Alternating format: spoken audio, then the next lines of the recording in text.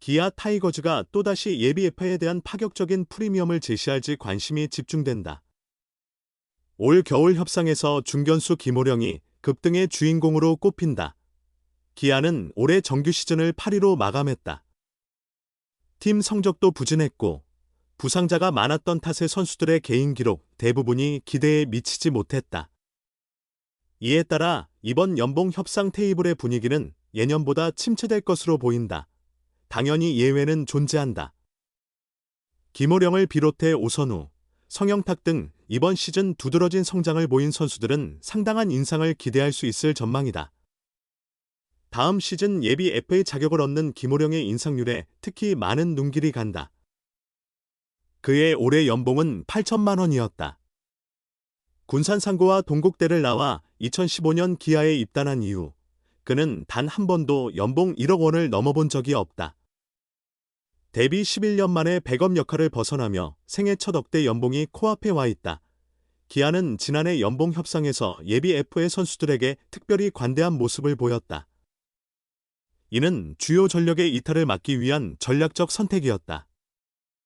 유격수 박찬호, 현 두산은 전년도 3억 원에서 1억 5천만 원이 오른 4억 5천만 원에, 외야수 최원준, 현 KT은 2억 2천만 원에서 1억 8천만 원 인상된 4억 원에 합의했다. 투수 조상우도 기존 3억 4천만 원에서 6천만 원이 올라 4억 원을 받게 됐다. 박찬호, 최원준, 조상우 모두 지난해의 성적이 그러한 인상액을 충분히 설명해주지는 못했다. 생애 첫 골든글러브를 수상하며 커리어 하이 시즌을 보낸 박찬호는 제외하더라도 최원준과 조상우에 대해서는 과한 대우라는 평가가 있었다. 특히 조상우는 기아로 트레이드되기 전 부상으로 시즌을 조기 마감했기에 이해하기 더 어려운 부분이 있었다. 결과적으로 기아의 계획에 따라 박찬호와 최원준, 조상우는 모두 FA A등급을 획득했다.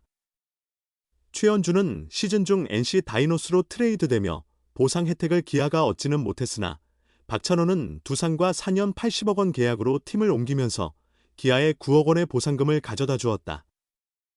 조상우는 A등급 보상을 감내하며 그를 영입하려는 구단이 아직 나타나지 않아 원소속팀 기아와 협상을 진행 중이다. 김호령은 이번 시즌 자신의 커리어 최고 해를 보냈다. 105경기에서 타율 0.283, 332타수 94안타, 6홈런, 39타점, 오패스 0.793을 기록했다. 올해 기아의 중앙 수비가 불안정할 때 중견수로 나서며 팀의 안정을 되찾았고 타격에서도 알찬 기여를 한 것은 분명하지만 객관적인 지표만 보면 크게 인상적인 수치는 아니다. 기아는 그럼에도 지난해 최원준, 조상우와 같이 김호령의 연봉을 대폭 인상시켜 최소한의 방어책을 마련할 것인가? 김호령 정도의 수비력과 타격을 가진 중견수가 B등급이나 C등급으로 시장에 나온다면 꽤 많은 관심을 받을 것으로 예상된다.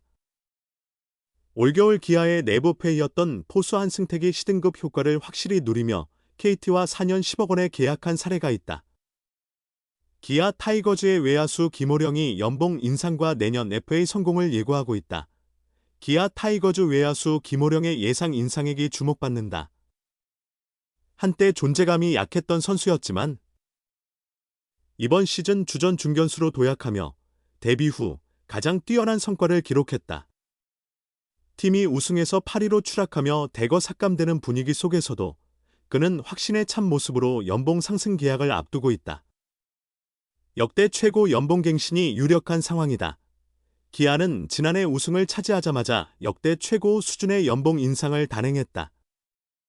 실적이 곧 보상이라는 클럽의 원칙이 반영된 결과였다. 팀 성적에 따른 구단만의 연봉 시스템이 존재한다. 우승, 준우승, 3위, 4위, 5위는 총 연봉 자금을 증가시킨다. 우승을 할 경우 전체 금액의 30% 이상을 추가로 배정한다. 그래서 올해 연봉 협상 대상 44명 중 무려 33명이 인상 혜택을 받았다. 반면에 연봉이 동결된 선수는 5명, 삭감된 선수는 6명에 불과했다. 작년 리그를 주름잡았던 김도영은 1억 원에서 무려 5억 원으로 급등했다. MVP급 활약과 막대한 유니폼 판매 수익을 창출한 점을 고려하여 특별 인상까지 적용받았다. 하지만 올해는 고작 30경기만 출장하며 역사적인 연봉 삭감을 예상하게 한다. 이번 시즌 대다수 선수들의 부진을 고려하면 삭감 대상자의 수가 크게 늘어날 것으로 보인다. 김호령은 2025 시즌 연봉이 삭감된 6명의 선수 중 하나였다. 투수 박준표, 이영범, 윤중영과 포수 한승택, 주효상, 이상준에 이어 내외야수 중 유일하게 그의 연봉이 9천만 원에서 8천만 원으로 감소했다. 지난해 64경기 67타석에 그친 데다 타율이 0.136에 머물렀기 때문이다. 프로 선수로서 받아들이기 어려운 성적이었다. 한국 시리즈를 앞두고 부상을 당하며 이범호 감독을 실망시킨 점도 한몫했다. 작년 정상에 올랐기에 다행이지 6등 아래로 성적이 떨어졌더라면 연봉이 절반으로 줄었을 수도 있었다. 2016년 그는 단독 주전으로 규정 타석을 채우며 2할 6푼 7리의 타율로 기대에 부응했다. 2017년에는 주전 자리를 내주었지만 독보적인 호령존 수비로 팀의 우승에 기여했음에도 최근까지 매년 팀에 대한 기여도는 감소하는 추세였다. 수비에 비해 타격이 지속적으로 부진했기 때문이다. 이번 시즌을 예상하며 구성한 외야 전력 안에는 김호령이 포함되지 않았다.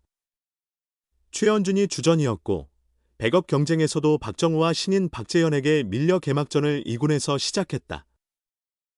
그러나 최현준의 부진, 박정우의 부상, 박재현의 타격 침체가 겹치며 김호령은 기회를 얻었고 5월 15일부터 시즌 마지막까지 1군에 고정된 주전 중견수로 자리 잡았다. 가장 두드러진 변화는 단연 타격이었다. 그의 타격은 완전히 새로워졌다. 이범호 감독이 권한 크로스 스탠스를 철저히 신뢰하고 받아들인 것이 결정적인 전환이 되었다. 한 경기에서 말로 홈런과 솔로 홈런을 모두 쳐내며 장타율이 상승했고 정확한 타격과 뛰어난 선구안까지 발휘했다. 무더운 여름 동안 체력 문제로 고생하는 모습도 보였지만 다시 힘을 내어 회복하기도 했다. 그는 105경기 381타석을 소화했다.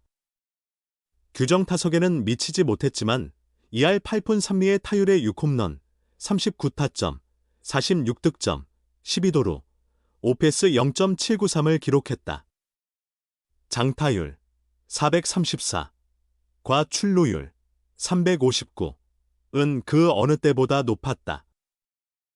더불어 독보적인 환상의 호령존 수비를 보여주며 믿음직한 주전의 면모를 과시했다.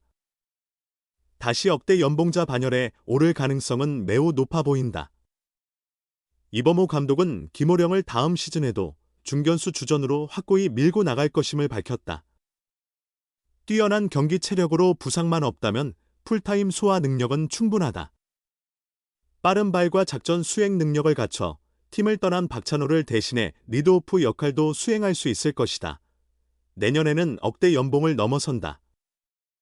더 큰 목표가 기다린다. 페이 자격 획득이라는 꿈도 실현된다. 단 이틀 부족해 올해 FA 시장 참여는 무산됐다. 내년 시즌 개막 2경기만 치르면 바로 FA 요건을 충족한다.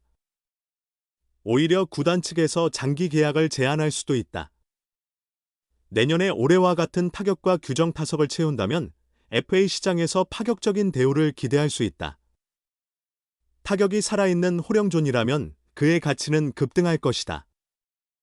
오랜 인내의 시간이 마침내 결실을 맺으려 한다.